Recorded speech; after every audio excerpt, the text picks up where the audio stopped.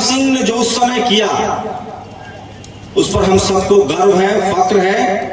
आज ना हमें बचाने बुद्ध आएंगे, न शहीद उधम सिंह आएंगे, न कबीर आएंगे, और जितने महापुरुष लगे हैं ये तो बिल्कुल दोबारा जन्म तो होता नहीं है, इसमें से कोई नहीं आने वाला है। मतलब साफ है कि आज हम सबको फूले पेरियार अंबेडकर उधम सिंह खुद बनना पड़ेगा। ये कलयुग भी नहीं है, ये कलम युग है।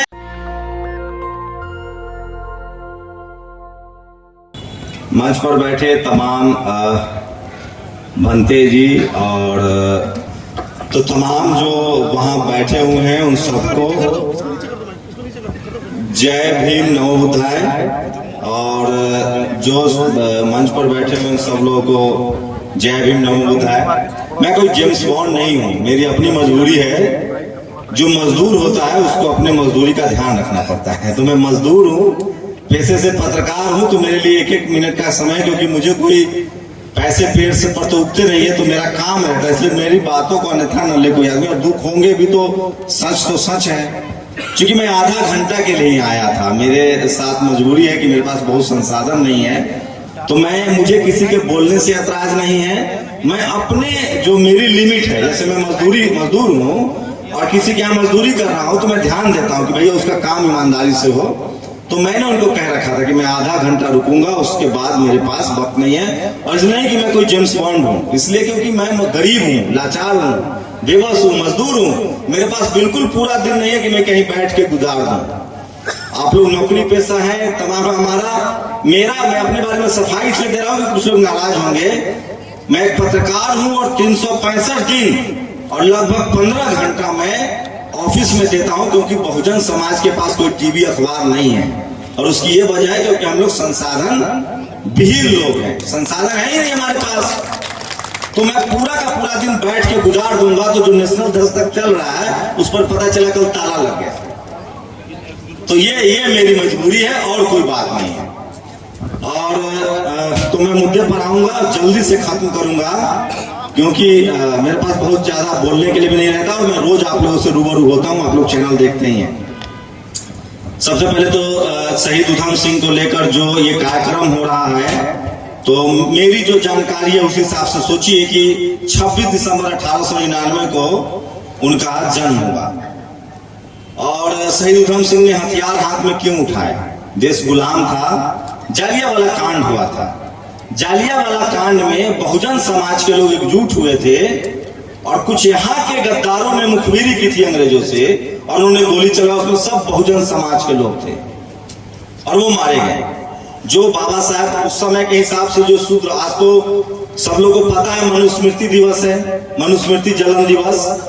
सब महिलाओं को बहुत बहुत मुबारक हो, क्योंकि मनुस्मृति में सबसे ज्यादा महिलाओं के लिए गंदा लिखा गया। उसमें लिखा गया है कि श्लोक है कि, और ये अयोध्या में हूं तो यहाँ बोलना बहुत जरूरी है, मनुस्मृति में लिखा हुआ है कि पुरुष महिला को बेच सकता है, जब चाहे बेच सकता है। तो उसको बाबा साहब ने जलाया 1927 में, आप सब जानते हैं। शहीद उधम सिंह ने जो उस समय किया उस पर हम सबको गर्व है, फक्र है। लेकिन आज हालात बहुत अलग है। आज ना हमें बचाने बुद्ध आएंगे, न शहीद उधम सिंह आएंगे, न कबीर आएंगे, और जितने महापुरुष लगे हैं ये तो बिल्कुल दोबारा जन्म तो होता नहीं है, इसमें से कोई नहीं आने वाला है। मतलब साफ है कि आज हम सबको फूले पेरियार अंबेडकर उधम सिंह खुद बनना पड़ेगा। और ये बात अपने उनके विचार होंगे हमारे साथ, वो आने वाले नहीं हैं, उनके विचार हैं हमारे पास। और मैंने 2-3 बातें पॉइंट नोट आउट की है। मैं अपने गांव में कभी किसी भंते को नहीं देखा, ये मेरी दुर्भाग्य। और मैं वैशाली जिले का हूं, प्राचीन गणतंत्र की लिच्छवी।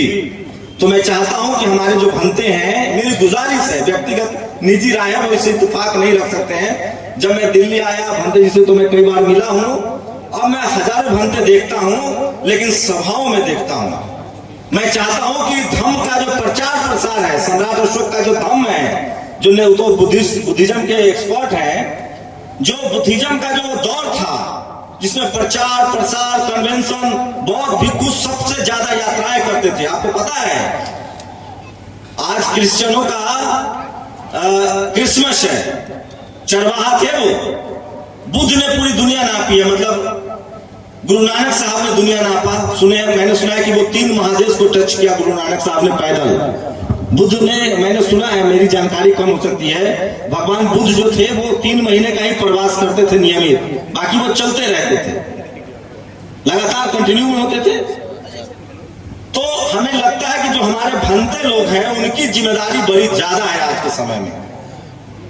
अगर हमारे भंते जितनी भी संख्या में हैं, अगर वो अपने जीवन में 100 और भंते बनाए और वो अपने 9 महीना सड़कों पर दे, तो ये भारत बुद्धमय भारत होगा, क्योंकि हम देखते ही नहीं उनको गांव समाज में। ये मेरी निजी राय है, आप सहमत हो असहमत हो, आपको हक है।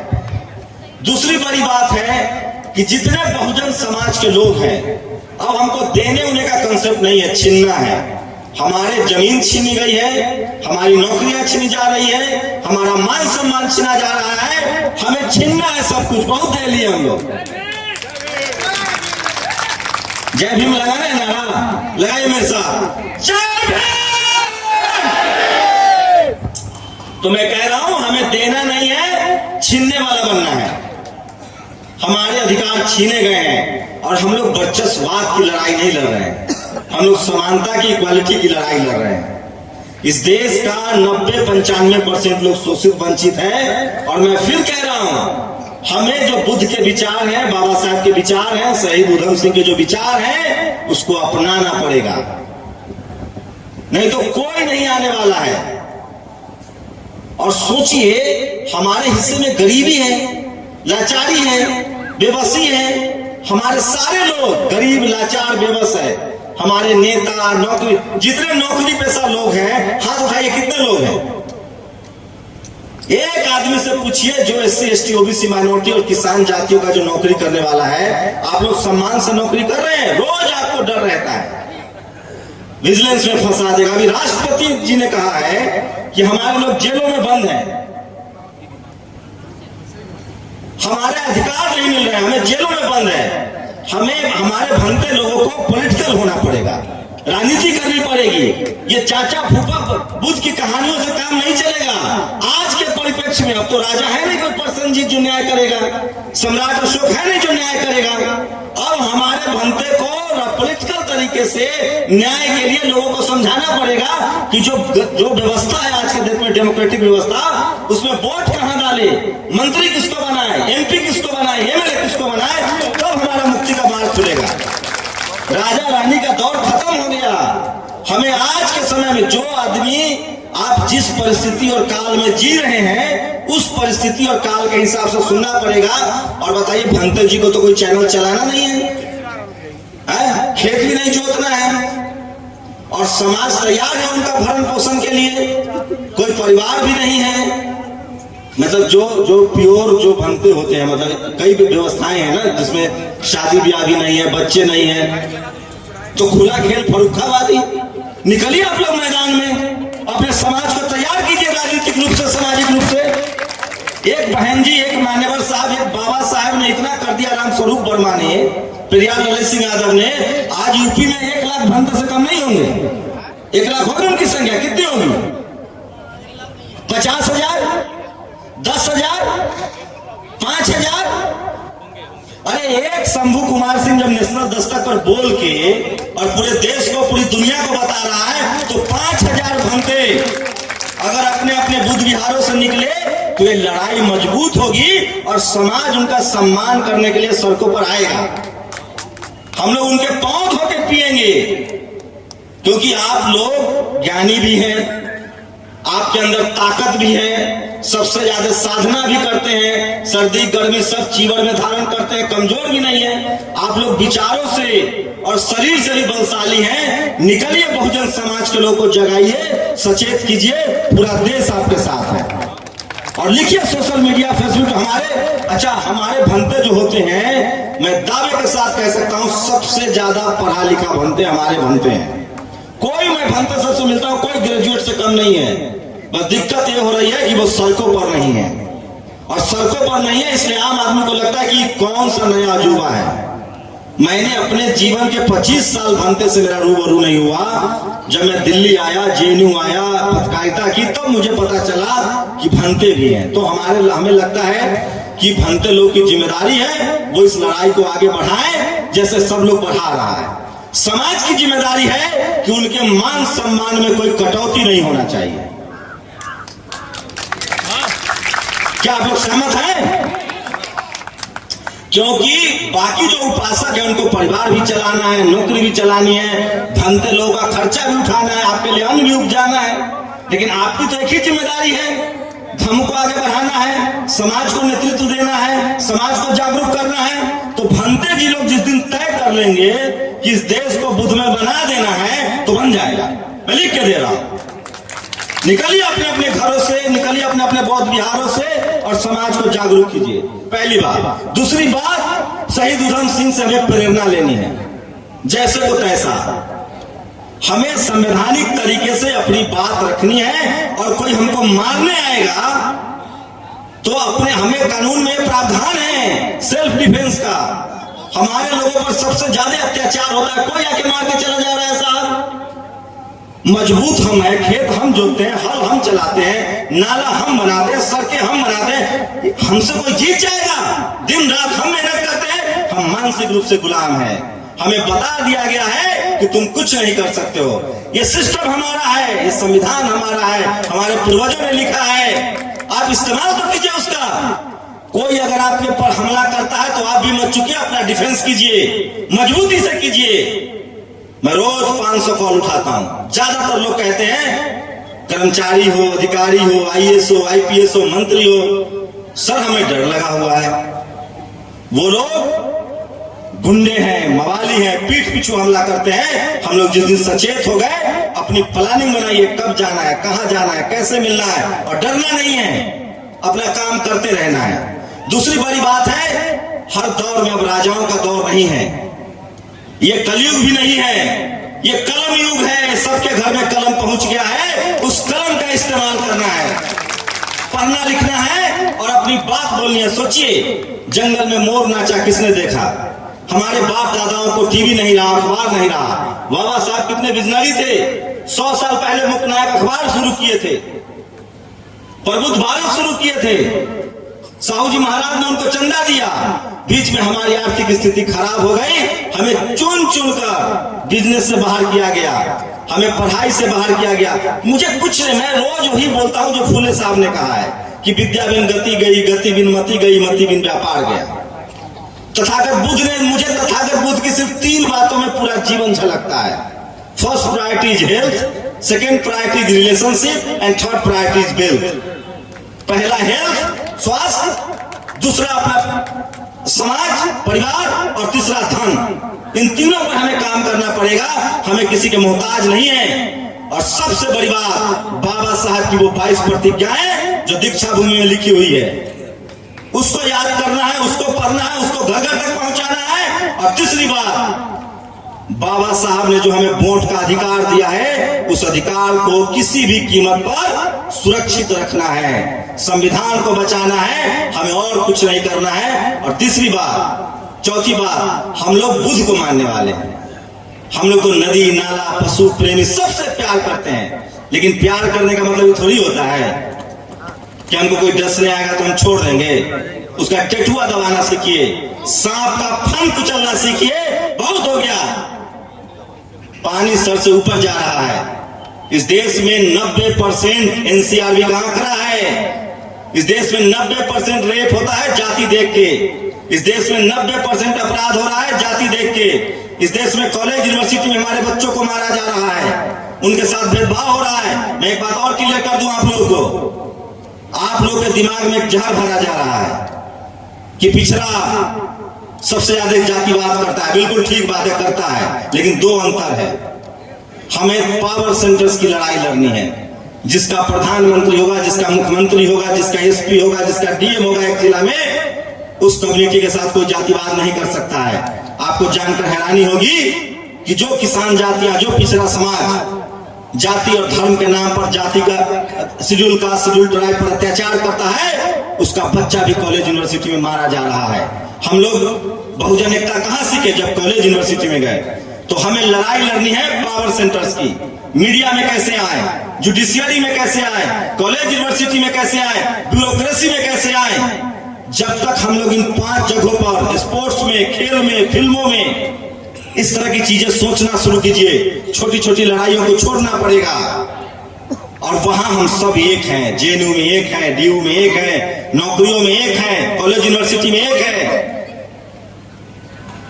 और जो सरकारें अभी चल रही है, जो सामाजिक व्यवस्था अभी दम भर रहा है, उसमें यकीन मानिए बाबा साहब का आधा काम तो वही लोग कर रहे हैं। जब आदमी डूबता है तो ज्यादा हाथ पर मारता है। जो लोग जातिवाद फैला रहे हैं वो खुद जातिवाद के शिकार हैं। क्या हुआ किसानों के साथ? तो मैं फिर कह रहा हूं, हम लोगों को अपने अतीत से शिक्षा लेकर अपने भविष्य की तरफ बढ़ना है और वर्तमान को सुदृढ़ करना है। हमें अपने मन से डर निकालना है, हमें पढ़ाई लिखाई करनी है। हमारे महापुरुषों ने जो कहा है उन विचारों को जीना है और उन्हीं के रास्ते पर चलना है। और किसी तरह के बेवजह बहस में मत पड़े। हम किसी को बदलने नहीं आए हैं। बस बहुजन समाज के लोगों को जोड़े और बाबा साहब का विचार, बाबा साहब का रास्ता, बुद्ध का अहिंसा का रास्ता, सब कुछ हमारे साथ है। इस दुनिया में सबसे पहले सोशल साइंस समाज वैज्ञानिक बुद्ध थे। इस देश में सबसे पढ़ा लिखा बाबा साहेब थे। इस देश का सबसे बहादुर लीडर उधम सिंह थे। क्या चाहिए हमें? कहीं से लेना है कुछ? सब कुछ हमारे समाज में है। बस शर्त इतनी है कि हमें बोलना सीखना है। लास्ट लाइन लेके खत्म करूंगा। हम लोग सब कुछ जानते हैं। अब तो 75 साल हो गए। आरक्षण की वजह से, मेहनत की वजह से हम वैज्ञानिक भी बन रहे हैं, इंजीनियर भी बन रहे हैं, विदेश भी जा रहे हैं, डॉक्टर, इंजीनियर, प्रोफेसर है बनते साहब, सब कुछ बन गए हम लोग। बस मुंह चलाना नहीं आता है, जीभ चलाना, बात बनाना नहीं आता है। और बुद्ध ने कहा है शब्द में शक्ति होती है। बोलना सीखिए, पढ़ना सीखिए। और आपके पास सोशल मीडिया है। अब टीवी अखबार भी नहीं था पहले, आज आपके पास सोशल मीडिया है। आप लोग अपने ऊपर हो रहे अत्याचार, अन्याय, गैर बराबरी या किसी के साथ गलत हो रहा है, उसको लिखिए, पढ़िए, बोलिए। एक साथ अगर हम लोगों ने जिस दिन बोलना सीख लिया, एक दूसरे का हाथ पकड़ना सीख लिया, ये अत्याचारी, ये गुंडे, ये सब भाग जाएंगे। क्योंकि 100 में 90 संख्या हमारी है। हम लोग सिर्फ बोलना नहीं जानते हैं, चिखना नहीं जानते हैं, चिल्लाना नहीं जानते हैं, इसलिए हमारे साथ ये अत्याचार हो रहा है। अपने शर्तों पर जिंदा रहिए, किसी से समझौता नहीं करना है। और जिंदगी लंबी नहीं, शानदार होनी चाहिए। और हमारे महापुरुषों का जो विचारधारा है उसमें बराबरी है, उसमें न्याय है, उसमें महिलाओं का हक है। और आज इस देश के तमाम महिलाओं को मैं मनुस्मृति जलन दिवस की बधाई देना चाहता हूं। क्योंकि इस देश की किसी भी समाज की महिला हो, आप बताइए, उसमें लिखा हुआ है कि आप महिला को बेच सकते हैं। इस देश के 50% जो आधी आबादी है महिलाओं का, उसको बाबा साहेब का शुक्रगुजार होना चाहिए कि अगर बाबा साहेब नहीं होते और ऐसा संविधान नहीं होता तो आज वो कलेक्टर, इंजीनियर, राष्ट्रपति नहीं बन रही होती। इसलिए शुक्रिया बाबा साहब। और बाबा साहब ने जिनके विचारों को अपनाया, चाहे वो फूले हो, कबीर हो, चाहे वो बुद्ध हो, तो हमारे पास पूरी विरासत है। हम लोग अच्छे इंसान हैं। लेकिन अब समय आ गया है कि हम लोग अपने हक अधिकार के लिए सचेत रहें, सजग रहें और तैयार रहें। और जो हमारा जो व्यवस्था है, संवैधानिक व्यवस्था है, उसके लिए हम लोग सजग रहें, तत्पर रहें, उसको बचाएं। और उसको बचाने का एक ही तरीका है कि हम लोग को कोई तलवार नहीं उठाना है, कोई लड़ाई नहीं करनी है, बस कलम की लड़ाई लड़नी है, लिखना है, पढ़ना है, बोलना है। हमारा सारा अधिकार सुरक्षित रहेगा क्योंकि बाबा साहब ने हमको लिख पढ़ बोल के सारा अधिकार दिया है। सब लोगों को जय भीम, नमो बुद्धाय। नेशनल दस्तक की आपसे गुजारिश है कि अगर इसको बचाना चाहते हैं तो नेशनल दस्तक को सब्सक्राइब करने के लिए रेड कलर के सब्सक्राइब बटन को दबाएं, फिर बेल आइकन की घंटी दबाएं। नेशनल दस्तक को बचाने के लिए बहुत जरूरी है कि हर खबर को शेयर करें, लाइक करें, कमेंट जरूर करें।